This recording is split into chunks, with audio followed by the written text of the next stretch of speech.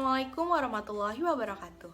Selamat datang di Koki MP, Komunitas Kajian Ilmu Manajemen Pendidikan yang dibina oleh Bapak Amril Muhammad selaku dosen prodi Manajemen Pendidikan. Perkenalkan, nama saya Olivia Dona Hakim, mahasiswa Manajemen Pendidikan 2020B, Fakultas Ilmu Pendidikan, Universitas Negeri Jakarta.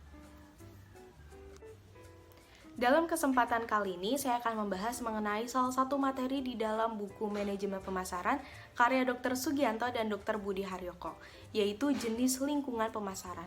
Semoga video ini bermanfaat untuk kita semua, dan selamat menyaksikan.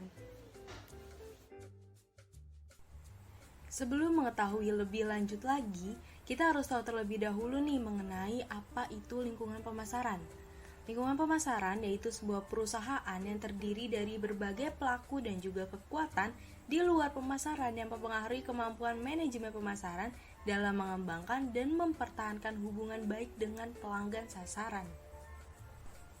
Lingkungan pemasaran terdiri dari lingkungan mikro dan lingkungan makro. Nah, di sini saya akan menjelaskan satu persatu dimulai dari lingkungan mikro.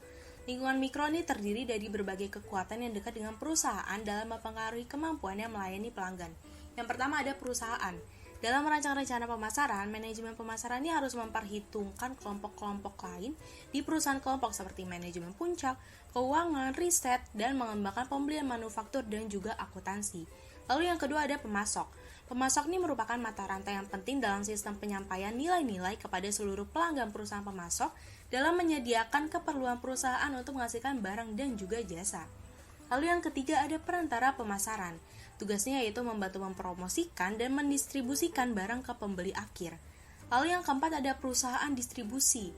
Nah, di sini tuh membantu perusahaan untuk menimbun pesanan dan memindahkan barang dari tempat asal ke tempat tujuan. Yang kelima ada agen jasa pemasaran. Ini adalah perusahaan riset pemasaran, ada agen periklanan, perusahaan media, perusahaan konsultan pemasaran yang membantu perusahaan membidik dan mempromosikan produknya ke pasar yang tepat. Lalu yang keenam ada peranan keuangan. Di sini meliputi bank, perusahaan kredit, asuransi, dan perusahaan yang mendanai transaksi resiko yang berkaitan dengan pembelian dan penjualan barang tersebut.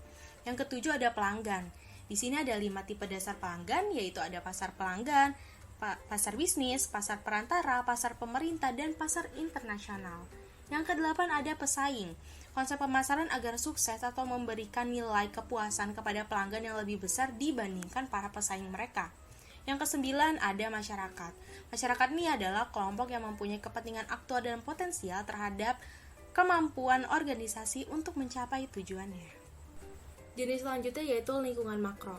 Perusahaan yang berada di dalam kekuatan lingkungan makro ini lebih luas dan membentuk peluang dalam memimpikan ancaman kepada perusahaan.